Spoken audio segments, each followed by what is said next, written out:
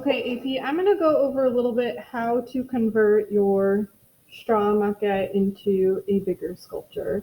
So this is someone's maquette from last year. It was repeating elements inside of elements, and there are different forms in here. It can sit a few different ways. So the first thing you would do with the straw maquette is you would get your ruler and you need to figure out what you want to start building. So I would probably start building something that the project actually sits on so you can work your way up and out. So this bottom cube, if I measure the side, it is 3.5 inches, okay? So I need to double it. So 3.5 plus 3.5 would be 7. So that means I need to cut a piece of wood that is 7 inches long. So I have a piece of wood. Right. What I would do is I would put it next to my ruler and with a pencil, just mark a little line on it. So I have a little line for where I should cut. In your box, there are some wood cutters. You will open this up. So this is the unlock here.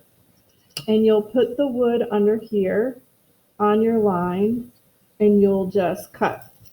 The wood you have is pretty thin, so you might be able to just cut it with scissors. I don't know why it keeps putting a box on my face. I'm gonna switch my camera.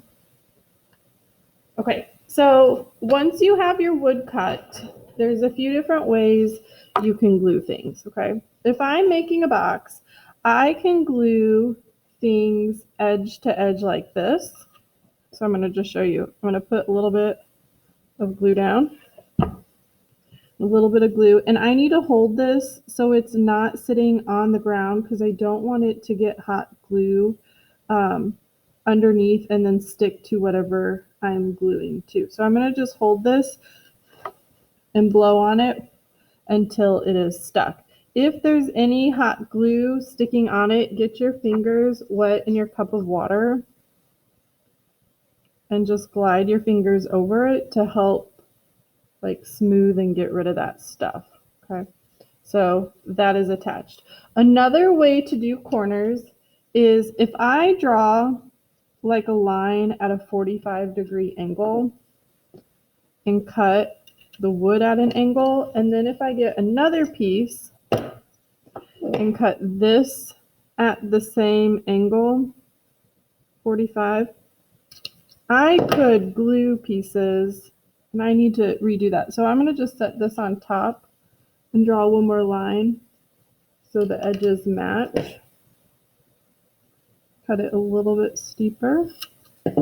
And I could glue pieces like that so they're angled. This is a little bit harder way to work, but some of you might have to be cutting those 45-degree angles and then holding it if you want the corners to attach that way.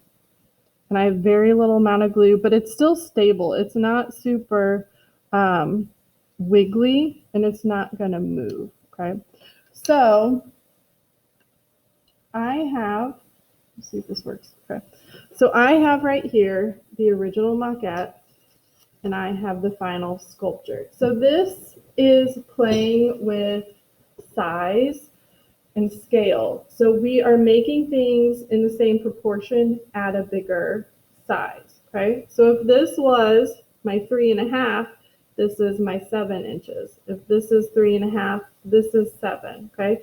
This is 2, this is now 4, etc. So you are doubling everything in size, so it's the same scale, just bigger proportions, okay? Keep the maquettes, and I would love at some point for all of us to be able to paint our sculptures. If we're in seat, we'll be able to paint them. If we're ever hybrid, we'll be able to paint them.